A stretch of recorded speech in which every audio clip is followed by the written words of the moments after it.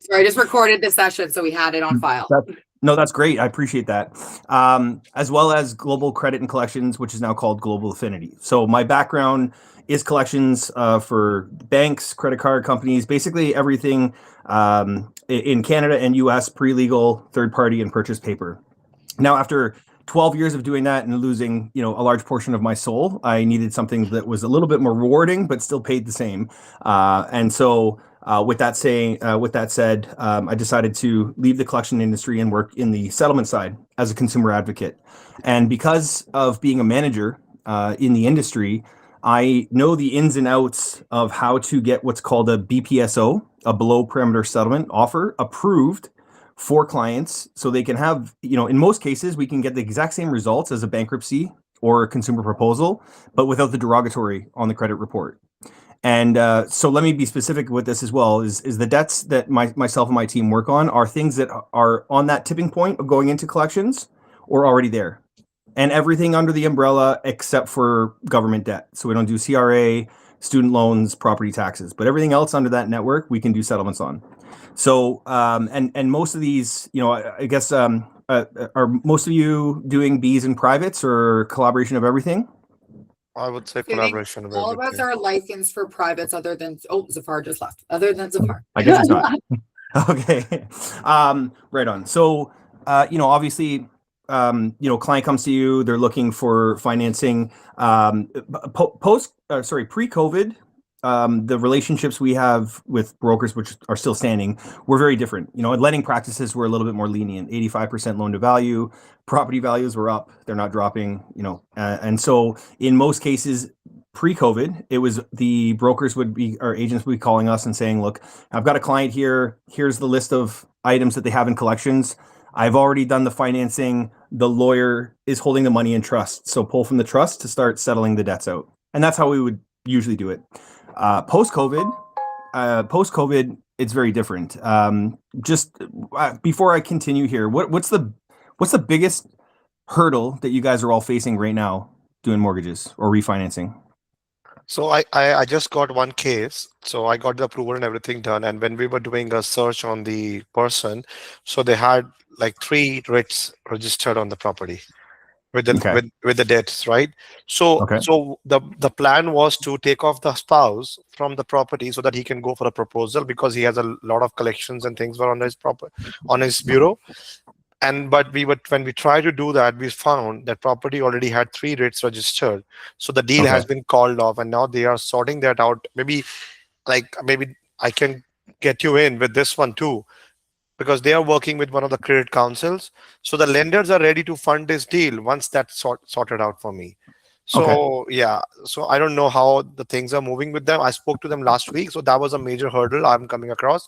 Apart from that, I'm working on 3 more deals. Same thing, a lot of debts. There is one more deal right now in the pipeline. I'm putting it through the B lender for refinance to pay their debts, but there's not enough equity in the house to pay all of those. So we're just getting extra 60,000, but the debts are more than 100K. So when I got to see the email from Alisha, she's an angel. She got someone. Maybe we can help this thing out. Right. Amazing. Yeah. Amazing. Yeah.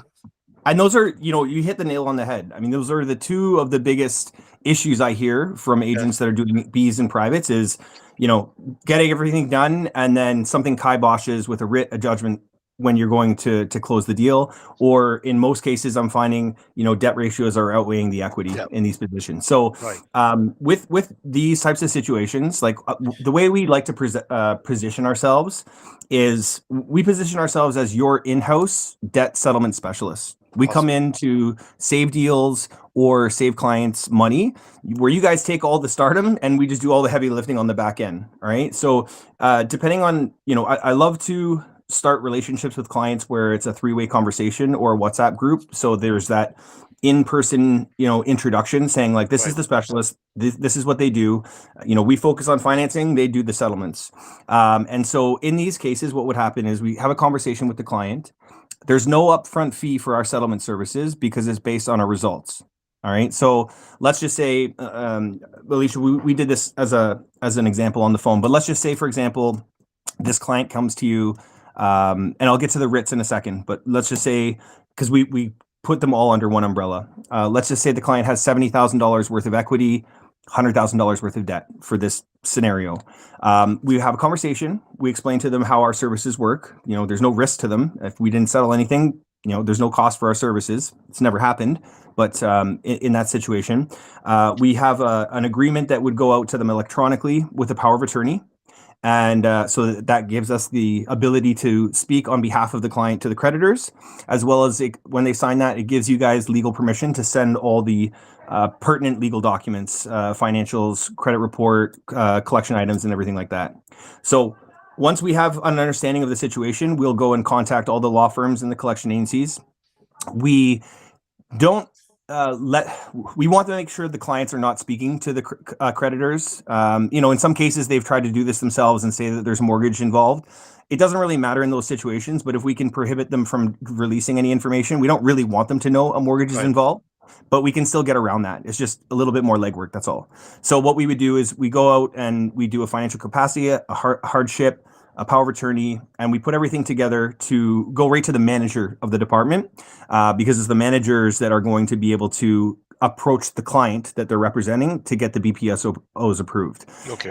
So in this situation, let's just say, for example, whether it was a judgment, collection item, and even a writ or something like that. Let's say we got them to agree to 50 cents across the board. So what we'll do is we will get all the settlement letters, legal documentation stating that X balance at 100 will be paid out at Y, 50,000. Our invoice is packaged with that. So because we save 50,000 for the client, we charge 35% of what we save. So 35% of 50,000 would be 17,500. So now the total deal with our fee and the settlements are 67,500. We save the client in this fictitious deal $32,500. In most cases, if we have the supporting documents, especially like if we can coach the client in the sense that, in most cases, a lot of people have two different bank accounts, right? One that they have their income coming into and just a side account. If we can have the clients understand that it would be great to have 3 months of bank statements that show zero or negative balance with their secondary account, that would be great leverage for us in these situations, because we'll put that in with the hardship package. If they don't have that, it's okay. There's still other ways to get around it, but the more evidence that we can have as leverage to say, look, there's no way this is going to happen unless it's a proposal or bankruptcy. So take this money now or lose the file is how we're presenting it, right? So, right. So anyways, upon closing, as soon as the settlements are paid out, our fees paid out from the lender as well at the same time. Whoever is sending us the deal, doing the funding for the settlements, will get 10% of what we earn on top of what you guys are making on the funding. So, we're helping unclog a massive pipeline that most agents are facing across Canada. Not to mention, making an extra $1,750 on this deal, perhaps on top of your funding, doubles your income on when you're earning on these deals. So it's a no-brainer. Private lenders right now are stressing out because they have too much money and they want to get it out there, but they need to have, their investments protected. Mortgage agents that are doing with the Bs and privates, like you said, it's either sending the proposal or losing the deal because of debt ratios. The client's happy because they're saving a lot of money. We're happy because we get a deal.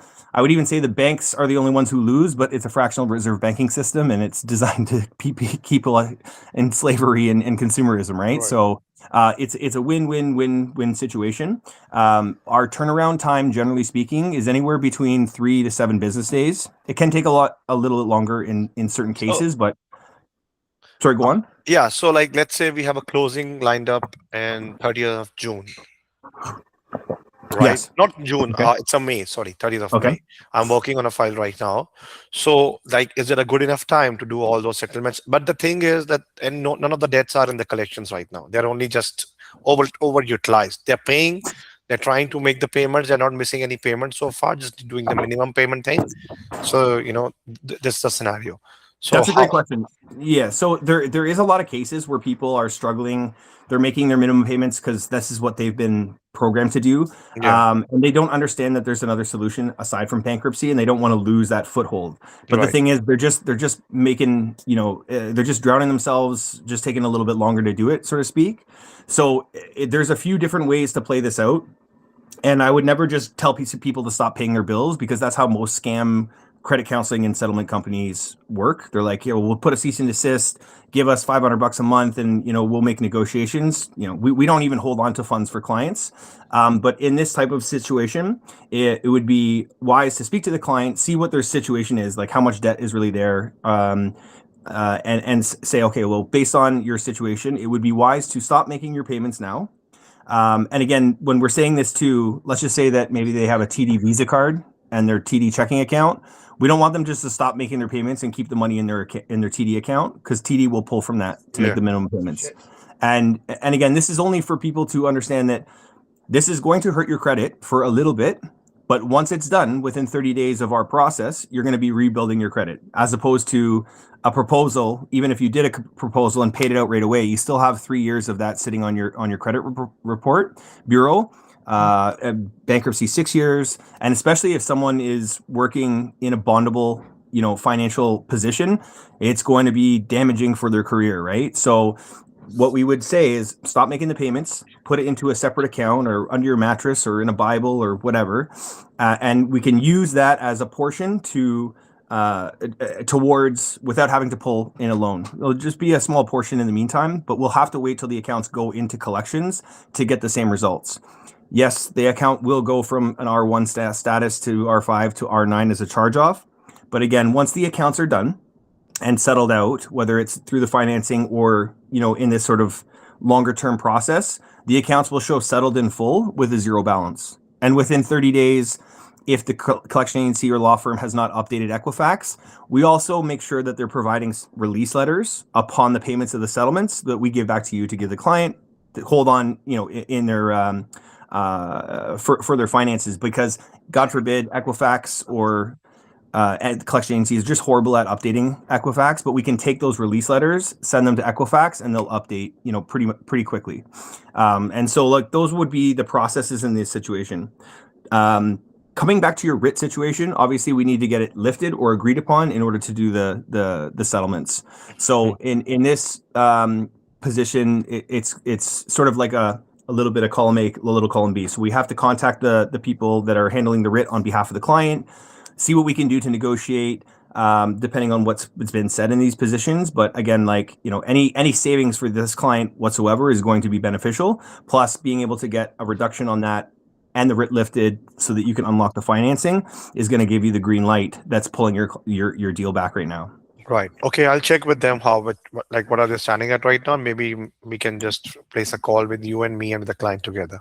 Yeah, that's what I'm here. I work 8 a.m. To 9 p.m. Eastern Standard Time, Monday through Saturday. Yeah, a little bit of a workaholic. But we've all been there.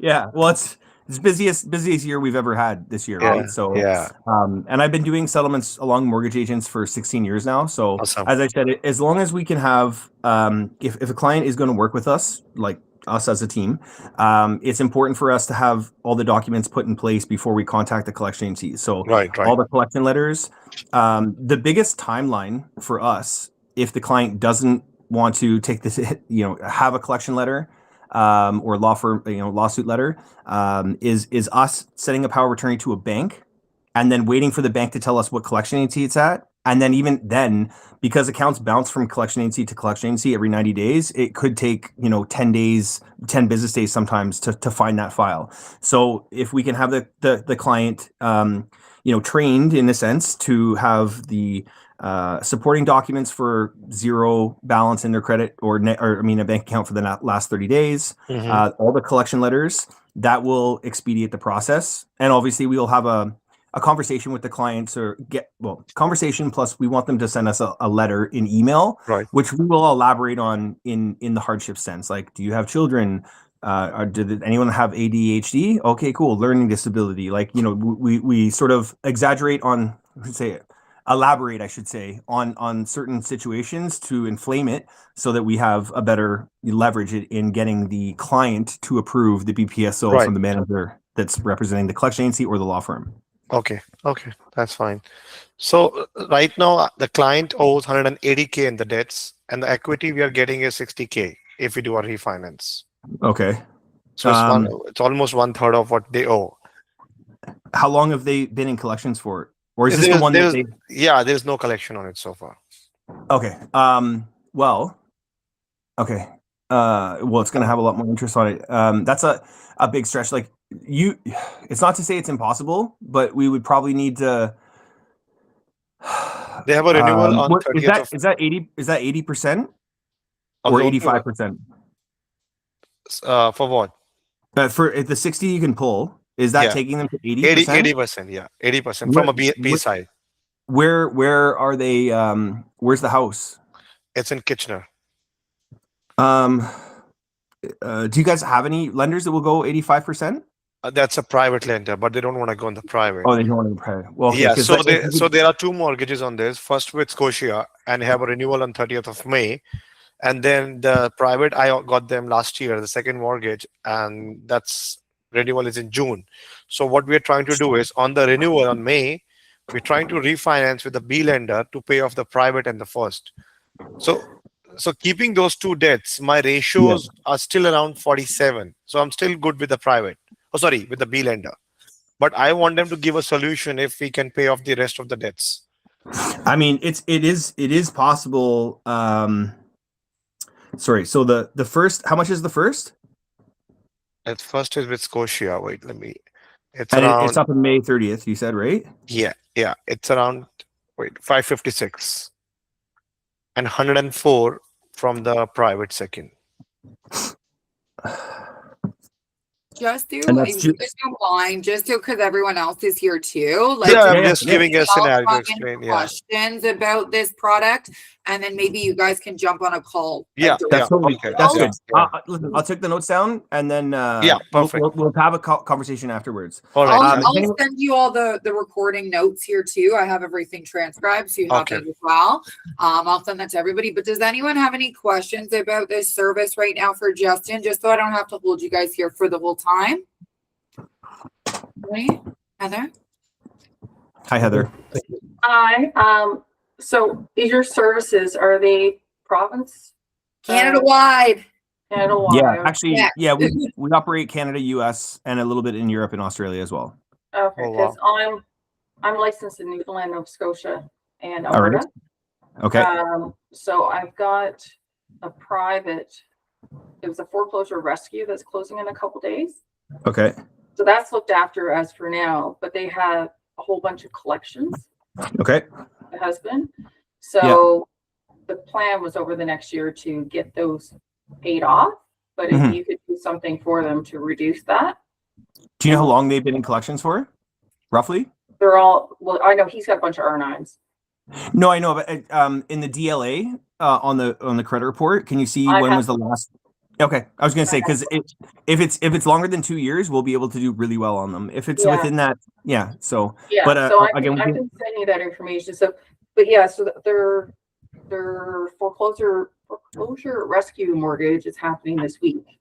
okay, And the lender wasn't concerned about the debts, but I am, yeah. right? So Are you able to pull more out of the, or is it already done, like underwritten and then finalized? Like they're they have to finalize it. They're in foreclosure proceedings. Like we can't. okay. They're at 75% already. So How much is the debt in total on that one? I have Like to in look. okay, cool. I have to Well, we give you can, the details, but so I have a question on that one. Another Yep. one I've got with dealing with people that are in like hardship situations or debts. I've got a file in Newfoundland where I'm trying to find a private lender for the foreclosure thing. Okay. So is there lenders that you've worked with that could help in that area? I mean, I've got a long list of lenders and whatnot that I'm happy to cross pollinate or introduce so you can see if it's a fit in certain Yeah. areas. So I've got a few people Yeah, that it's harder definitely to can introduce you find to. lenders out east than it is Ontario West. Oh yeah, I know.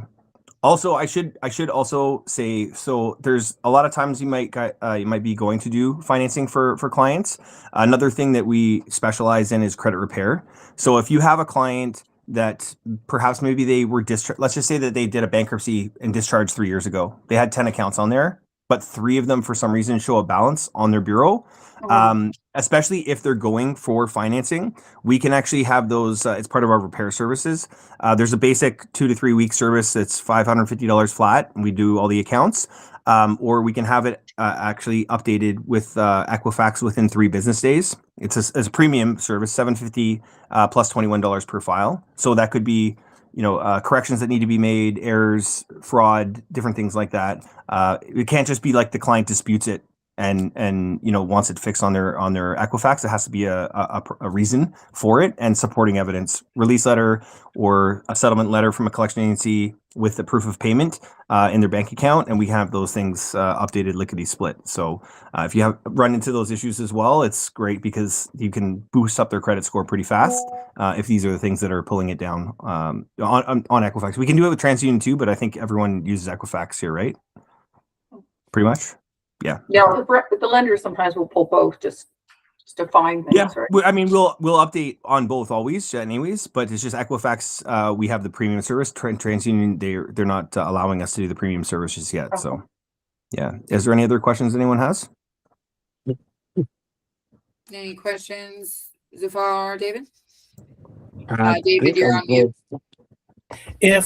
Thank you. If a person has not acknowledged the debt in 2 years and not made a payment, isn't it legally that the creditor can't actually enforce it? So there's a statute of limitations. The creditor has 2 years to pursue legal action from the date of the last payment, but it can be picked up and purchased by a paralegal or law office, and the law office can try and hold them accountable or send a demand letter and whatnot. It's not as strong as the case, and it's easier to work with, but most collection agencies nowadays are having like a paralegal office that's working with them rather than just outright third-party collections. And I mean, and then there's also cases where if they don't pay at all from the time of the last payment, it'll fall off the record within 6 years.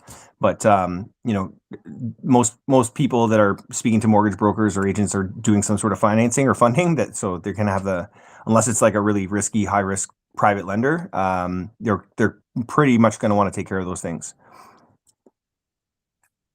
Thank you. So, quick question just regarding compensation. Yep. I think the file is, if we send you a file, is it a $17.50 flat fee that you pay? No. So it's 10. So whatever we earn at the end of the day, from debt settlement only, not credit repair, but the debt settlement side, agents will earn 10% of what we get paid. Okay. Yeah. And how do you charge the client? Oh, this is why we work with mortgage brokers and agents, is because tracing clients for money is difficult. So being able to, our contract and agreement states that we get 35% of the amount that we saved. It's paid upon the payouts on the settlements. So it's done through the funding of the property. Okay. So like a letter of direction then. Yeah, that's a letter direction agreement. It goes all together. So when we send our invoice to you with the settlement letters, then it all goes to the underwriter and paid out at the same time. And it's billed as a third party. Even though we're posing ourselves as an in-house representative, we're billing as a third party. So if you choose to disclose this pay commission to your clients, it's up to you. We keep that confidential. So would you then pay that commission directly to BRX? It depends on how how you guys want to set that up internally. I personally, I like to reward the agents that are sending us the business, but we never want to step on any toes. So Alicia, how would that work? Well, no, like, hey, if you can e-transfer us so we don't have to go through bricks, then absolutely. Because it's not a mortgage. Yeah, it's not. So this is a third party. Like if they can want to e-transfer us directly for it, like that's fine by me. It's not compliance on our end. Okay. Yeah, Well, that's what I was wondering. I was like just trying to figure out the flow. Yeah, like as I said, we're pretty. I mean, we're all about building relationships, and word of mouth is how we built our business. Basically, it's just a referral fee, and at the end of the day, that's what it is. In British Columbia, the principal brokers are a little bit more stringent about having it go to the brokerage. Other provinces, they want to reward the people that are doing the business. So, as I said, however it's structured. Yeah, and any other people outside your brokerage or anyone you want to refer, there's an additional 5% for the agents so always 10% goes to the funding agent, and whoever refers outside will get an additional 5% on top of that. I should say that we have our own CRM customized that we've built. So once a client has been, once we get our first client in, you'll be able to log into the back end and see all the information, all the settlements that we've been doing for the client. And likewise for any agent colleague that you've referred, you'll be able to see the client, the accounts that we're working on, just not the person, the end client's personal and financial information for privacy rules. But it's very transparent. This is how we've been able to expand the way that we've done. Question: what's your experience with working with mortgage brokers in Newfoundland? They've got great accents. And we're doing a lot more. We're doing a lot more credit repair, I find, out there than we are debt settlement currently right now. There's a lot of people that are going for financing and have these issues, but Okay. it's how many brokers have you been working with out there? do you know Tracy Kearley or Keary or Kearley? Yeah, she's been sending us business. Look, She's been sending a lot of lived in business. Newfoundland for 22 years. You know everybody. Yeah, well, I figured that's awesome. Yeah. My experience is very, very kind, warm-hearted. I know it sucks because the commissions are a lot less in Newfoundland, if I'm not mistaken. I think it's only 1% you can charge is on the funding. Yeah, so I mean, again, beneficial to be able to have this additional referral fee that's coming in. Yeah. But there's not a lot of people. I started brokering there, and I've got contacts in Nova Scotia as well.